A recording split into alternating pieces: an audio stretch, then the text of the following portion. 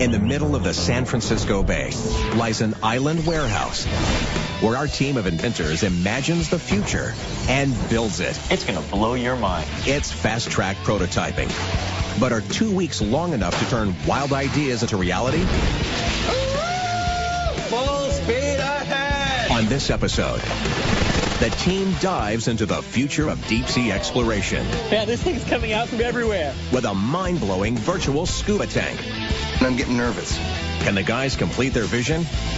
Or will this build sleep with the fishes? Look at that. I'm done. Find out next on Prototype This.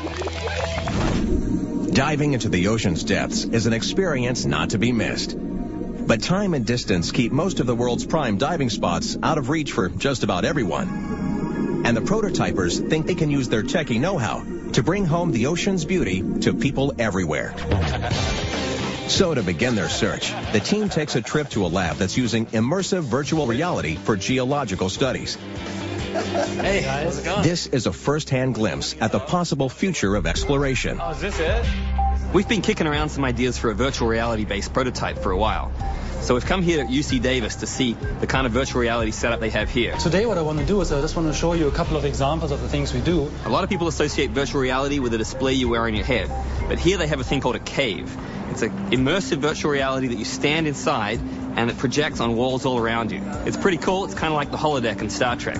Joe puts on motion-sensing shutter glasses that allow him to see the globe projected inside the cave in 3D from 360 degrees. The technology that's used in this cave is just phenomenal. They've done just some amazing visualization techniques and just some really cool virtual reality setups. Don't be afraid to touch it. That's what they always say. It's like right here. The cave and the motion-sensing shutter glasses combine to create the illusion for Joe that the globe is floating right in front of him. It also allows him to dive right inside a virtual Earth. I'm inside the Earth. It felt really cool to be wearing the glasses and kind of moving around the globe and surveying the land. That was so cool. After they've all had some time in the cave, the guys take a minute to decide their next move. I feel like that's kind of already been done, with this. Maybe we should add something else to it. Yeah, it's something that everybody wants to do, but can't necessarily do, or doesn't have the time to do. Well, like for me, this is visual. I think the next step is going to be atmosphere. We've got a great idea for a build. So, back in the analog world, the team hits the concept table to finalize a game plan. All right, guys, the UC Davis cave was pretty cool. But for this build, we're going to take the cave concept and make it more immersive, literally, by putting the whole thing underwater. Right, a sea cave.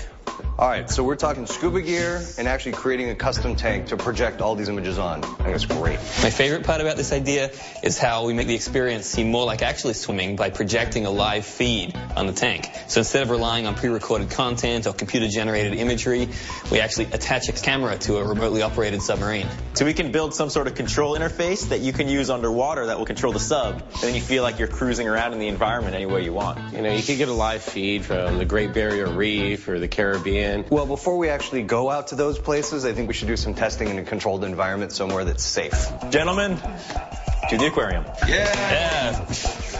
The guys will be attempting to prototype an underwater sea cave, where the user drives a propulsion device that controls a mini-sub at a real reef and looks at real-time images projected from the reef into the tank, thereby allowing you to virtually scuba anywhere in the world from the comforts of your local swimming pool.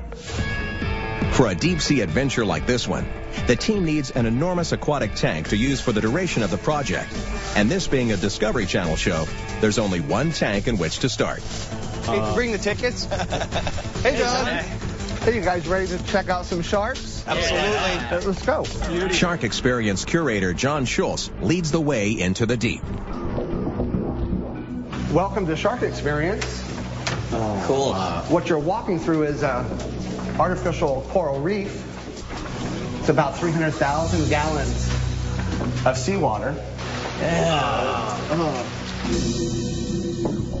When you come into the Shark Experience, your first thought is, wow, this is really cool. It's really immersive. You're actually in this tube surrounded by water, and the sharks are flying right over you, and the stingrays are kind of floating above the tube, and it just looked great. Whoa. There's a threesome. It's the wolf pack. To have these sharks actually swooping, coming right by your head, it really is an experience. An experience a little too close for Terry's comfort. Dude, that's right there is creepy because you're not expecting it, and then you see a shark come right up over Yeah, it's like, guy! The sharks, they sneak up on you quick. So you could be like having a normal conversation, oh yeah, that's right, and then one just like comes right at you, scare the hell out of you. Do these things eat humans? No, they don't. Famous last words. They have 5 different types of sharks, 14 sharks in total. Hey, check that out. They have an 80-year-old sawfish. This thing is just this huge fish and looks like it has a chainsaw on its nose. Just some really amazing, beautiful fish. How big is this tank? It's 60 by 90 and it's about 14 feet deep. This tank would be the perfect place to stand in for the actual reef for the prototype. So there's only one question remaining. Basically, what we want to know is, can we use your tank? Sure you can. That was easy. Once they see the tank from above, the team is convinced. This is a beautiful facility, first of all, and this is actually perfect for what we need. And Mike can't get started soon enough. What's it going to take for us to get in the tank with the sharks? You'll have to be scuba certified. Six Flags Discovery Kingdom won't let anybody into that tank unless they have proper scuba certification. So we're just going to have to run through that process and make sure that we're properly trained before we go swim with the sharks. Hey, Dad. Good morning, guys. How's it going? All right. You guys ready to take dive class? Absolutely.